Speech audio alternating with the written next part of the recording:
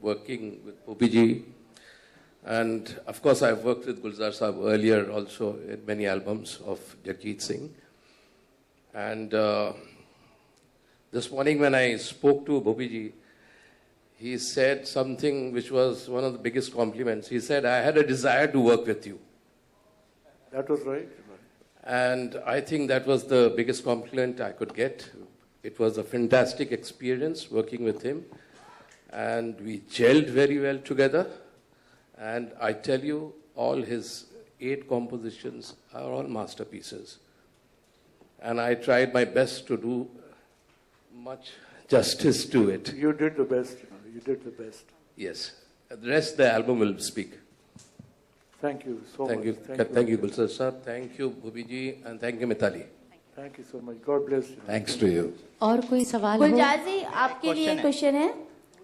इधर इस तरफ। हेलो जी। हाँ, मैं गुलजार जी से एक चीज जानना चाहूंगा। गुलजार जी, आपसे पूछना है मुझे कि शायर अक्सर सुरमई आंखों की बात करते हैं। आपने इस एल्बम में सुरमई रात की बात की है, तो कुछ फेमिनिन ब्यूटी से भी रिलेट किए, कुछ गजलों को, कुछ नज्मों को आप दोनों लोगों ने?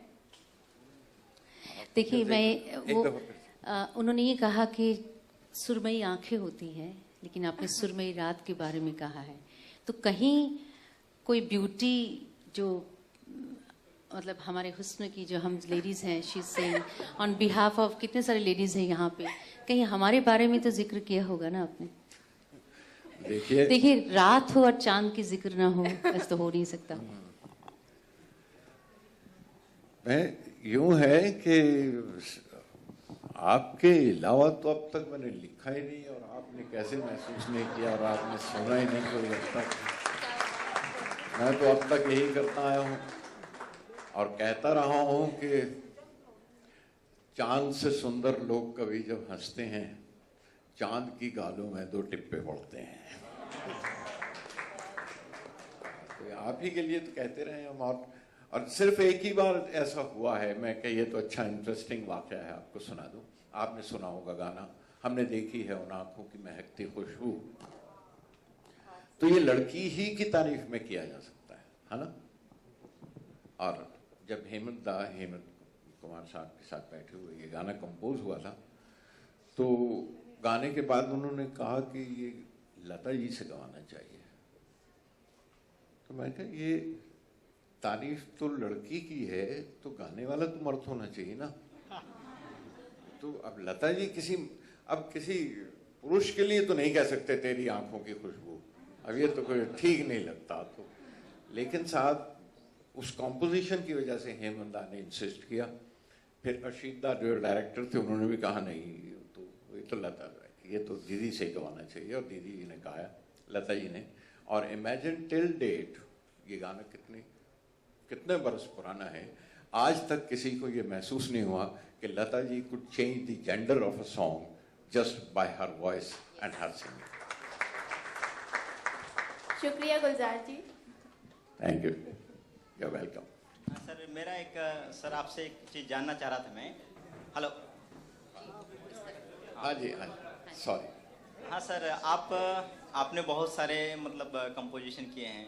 हर दौर में ये महसूस किया गया है, जो नया ज़माने का जो मानसिकता है, जो पॉजिटिव हो रहा है, उसको लेकर के आपने लिखा है। जैसे 6 छप्पा 6 से लेकर के बहुत सारे ऐसे मॉडर्न सोचों को आपने उभारा है अपने गानों में। तो आज के लिए भी आपने जो कंपोजिशन किए थे, ये मानसिकता को कैसे पकड़ते हैं आप, अपने कंपोजिशन में कैसे लाते हैं, वो हम जानना चाहेंगे सर।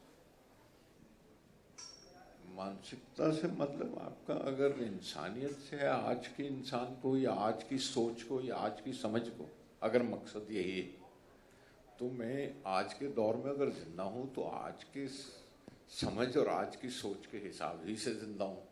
और वो मुझे अपने आसपास से मिलती रहती है। जैसे आपके पड़ोस में बैठ के मैं आप ही को महसूस करके आप ही की बात कर सकता हूँ, मुझे अपनी बात कहने की ज़रूरत नहीं पड़ती।